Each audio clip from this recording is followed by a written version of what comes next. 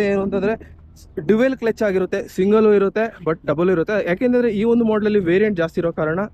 ಆದ್ರೆ ಈ ಒಂದು ವೇರಿಯಂಟ್ ಬಂದ್ಬಿಟ್ಟು ಡಬಲ್ ಕ್ಲಚ್ ವೆಹಿಕಲ್ ಆಗಿರುತ್ತೆ. ಇದು 3029D ಅಂತ ಕರೀತಾರೆ. ನೀವಿಲ್ಲಿ ನೋಡ್ತಿರ್ಬೋದು ಇದರ ಒಂದು ಡೈನಮೋ, ಹಾಗೆ ಇದರ ಒಂದು ಸ್ಟಾರ್ಟರ್ ಮೋಟ್ರು ಎಲ್ಲ ಏನು ಅಂತಂದ್ರೆ ತುಂಬಾ ಒಂದು ಮೆಸ್ಸಿ ಆಗಿಲ್ಲ, ಕೇವಲ ತುಂಬಾನೇ ಒಂದು ನ್ಯಾಚುರಲ್ ಆಗಿದೆ ಈ ಒಂದು ಇಂಜಿನ್. ಹಾಗೇನೆ ನೀವಿಲ್ಲಿ ನೋಡ್ತಿರೋದು ಏನಂತಂದ್ರೆ ಈ ಒಂದು ಇಂಜಿನ್ ಬಂದು 3 ಸಿಲಿಂಡರ್ ಇಂಜಿನ್ ಆಗಿರುತ್ತೆ. ನೀವಿಲ್ಲಿ ಮಿನಿಫೋಲ್ಡ್ ನೋಡ್ತಿರ್ಬೋದು, 1 2 3. ಹಾಗೆ ಒಂದು ಬಾಸ್ದು ಒಂದು ಫ್ಯೂಲ್ ಪಂಪ್ ಬರುತ್ತೆ. ಹಾಗೇನೆ ಗೆಳೆಯರೆ ಇದು ಬಂದ್ಬಿಟ್ಟು ಲಿಕ್ವಿಡ್ ಕೂಲ್ಡ್ ಇಂಜಿನ್ ಆಗಿರುತ್ತೆ. ನೀವಿಲ್ಲಿ ನೋಡ್ತಿರ್ಬೋದು ಈ ಒಂದು radiator. So liquid cooled engine ಆದ ಕಾರಣ ಡ್ರೈ ಏರ್ ಫಿಲ್ಟರ್ ಬರುತ್ತೆ. ಸೊ ಸರ್ವಿಸ್ ಎಲ್ಲ ಈಸಿ. ಹಾಗೇನೆ ನೋಡ್ತಿರ್ಬೋದು ಬ್ಯಾಟ್ರಿ ಬಂದು ಮುಂದಕ್ಕೆ ಬರುತ್ತೆ.